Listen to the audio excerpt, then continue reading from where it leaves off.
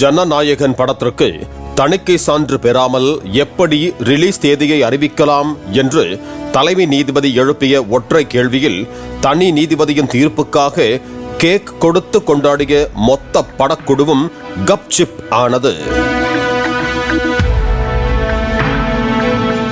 பட வெளியீட்டிற்கு தேதியை குறித்துவிட்டு தணிக்கை வாரிய செயல்முறை மீது அழுத்தத்தை ஏற்படுத்த முடியாது என்று கூறிய நீதிபதி ஸ்ரீவத்சவா வழக்கு விசாரணையை வருகிற 20ஆம் தேதி ஒத்திவைத்ததால் விஜய் ரசிகர்கள் பெரும் ஏமாற்றத்திற்குள்ளாகியிருக்கிறார்கள். 9ஆம் தேதி வெளியிட்டால் 19ஆம் தேதி பொங்கல் விடுமுறை வரை நல்ல வசூல் கிடைக்கும் என்று காத்திருந்த திரையரங்கு உரிமையாளர்களுக்கும் ஏமாற்றமாக அமைந்தது. எந்த படத்திற்கும் இல்லாத அளவு ஜனநாயகனுக்கு இன்ச் பை இன்ச் சட்டத்தை நீட்டுவதன் நோக்கம் ஒன்றுதான் என்று கூறுகிறார்கள் விவரமறிந்த தமிழ் திரையுலகினர்.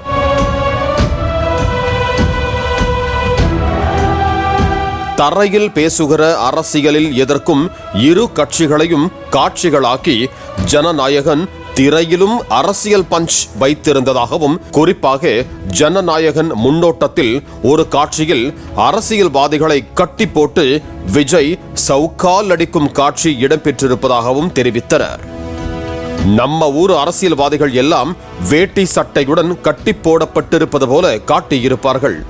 அவர்களுடன் தாடியுடன் கருப்பு பைஜாமா அணிந்த அரசியல்வாதி ஒருவரும் கட்டி போடப்பட்டிருப்பார். அதில் விஜயின் சவுக்கிற்கு அவர் கை கால்கள் நடுங்குவது போல காட்டியிருப்பார்கள்.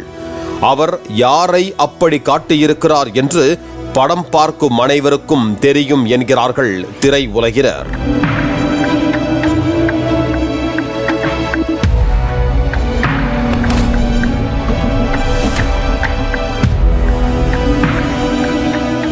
கோட் சூட் போட்டவர்களும் கட்டி போடப்பட்டிருப்பதும் அவர்களையும் விஜய் சவுக்கால் விளாசுவது போன்ற காட்சிகளின் பின்னணியில் கொள்ளை அடிக்கிறதுக்கும் கொலை பண்றதுக்குமா அரசியலுக்கு வர்றீங்க என்று விஜய் பேசும் வசனம் இடம்பெற்றிருக்கும்.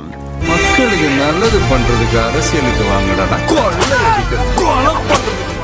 இந்த ஒற்றை காட்சியை உற்று நோக்கினால் விஜய் யாரை நோக்கி கொள்ளையடிக்க அரசியலுக்கு வந்தவர் என்றும் கொலை செய்ய அரசியலுக்கு வந்தவர் என்றும் யாரை கட்டமைக்க முயல்கிறார் என்பதும் படம் பார்க்கும் ரசிகர்களுக்கு நன்றாக தெரியும் என்கிறார்கள் திரை உலகினர்.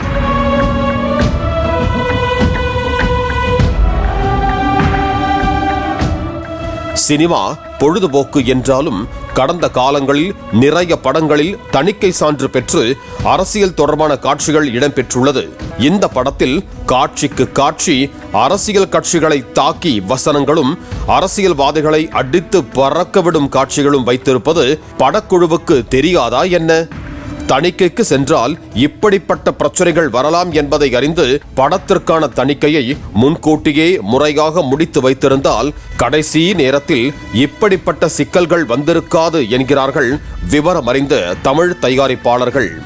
அதே நேரத்தில் விஜய் ரசிகர்களை ஏமாற்ற விரும்பாத திரையரங்கு உரிமையாளர்கள் விஜய் நடித்த மெர்சல் படத்தை ரீ-ரிலீஸ் செய்ய திட்டமிட்டிருக்கிறார்கள்.